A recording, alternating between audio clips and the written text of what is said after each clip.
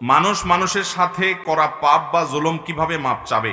যেহেতু আমরা জানি মাপ করার ক্ষমতা শুধুমাত্র আল্লাহ তাআলার। কেউ যদি কারোর প্রতি জুলুম করেন, অবিচার করেন, অন্যায় করেন, তাহলে তার কাছে মাপ চাইতে হবে কি হবে না? নবী করিম সাল্লাল্লাহু আলাইহি সাল্লাম বলেছেন, সেদিন আসার আগে নিজেদের মধ্যকার বিবাদ, দেনা পাওনা, কারোর অধিকার নষ্ট করে থাকলে সেটা আদায় করে নাও, যেদিন কেউ কাউকে কোনো ব্যাপারে ছাড় দিবে এবং যেদিন পুঙ্খানুপুঙ্খ রূপে সবকিছুর বিচার হবে, তার আগে আগে কাউকে বেশি ধমক দিয়ে ফেলেছ, জুলুম করে ফেলেছ, অন্যায় করে ফেলেছ, কারোর হক মেরেছ, তাহলে এটা এখনো নিষ্পত্তি করে ফেলো। তোমার নাকের ডগা নিঃশ্বাস আছে, মৃত্যু হয়ে গেলে এই সুযোগ তোমার আর হাতছাড়া হয়ে যাবে। বিধায় মানুষের কাছে মানুষের মাপ চেয়ে নিতে হবে। প্রশ্নকর্তা বলেছেন, মাফ করার মালিক তো একমাত্র আল্লাহ তাআলা, তাহলে মানুষের কাছে মাপ চাইবে কেন?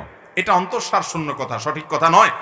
কারণ আল্লাহ তাআলার যে হক, সেটা নষ্ট করলে সেটা মাফের ক্ষমতা একমাত্র আল্লাহ। কিন্তু বান্দার হক যখন আপনি নষ্ট করবেন, সেটা বান্দার কাছেই মাপ চাইতে হবে। স্বয়ং আল্লাহ তাআলা নিজে ওটা মাফ করবেনও না। মুসনাদ আহমদে হাদিসে আসছে, নবী সাল্লাল্লাহু আলাইহি সাল্লাম বলেছেন, আদ-দাওয়াবিনু ইনদাল্লাহি সালাসা, কিয়ামতের দিন আল্লাহর কাছে 3 ধরনের মামলা উঠবে। কয় ধরনের মামলা উঠবে? 3 ধরনের। এক ধরনের মামলা হলো, বান্দা যদি শিরকের অপরাধ করে যায়, আল্লাহ রাব্বুল আলামিন সরাসরি ওই ব্যক্তির জাহান্নামের ফয়সালা করবেন। অনন্তকাল সে জাহান্নামে থাকবে। শিরক করে, বড় শিরক করে মুশরিক হয়ে দুনিয়া থেকে গেছে, তওবা ছাড়া মারা গেছে, তার মামলার কোনো শুনানিই নেই, সোজা জাহান্নাম অনন্তকালের জন্য। এটা এক ধরনের অপরাধ। দ্বিতীয় যে অপরাধের বিচার কিয়ামতে আল্লাহ করবেন, সেটা হলো আল্লাহর হক সংশ্লিষ্ট। কারোর নামাজের ত্রুটি আছে, কারোর রোজায় ত্রুটি ছিল, কারোর তেলাওয়াতে ত্রুটি ছিল, কেউ কোরআনের হক আদায়ে ত্রুটি করেছে। এই অপরাধগুলোর শাস্তি যেমন হতে পারে, আল্লাহ তাআলা চাইলে কাউকে ক্ষমাও করতে পারেন, যেহেতু এটা আল্লাহর হক নষ্ট করেছে সে।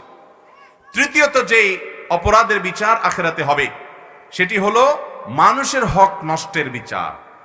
আপনি কাউকে গালি দিয়েছেন, একজন রিকশাওয়ালার রিকশায় উঠেছেন, 2 কথা থেকে 3 কথা হয়ে গেছে, গায়ের জোর দেখিয়ে চলে আসছেন, ভাড়ার টাকাটাও দেন নাই, একটা চড় কষে দিয়ে এসেছেন।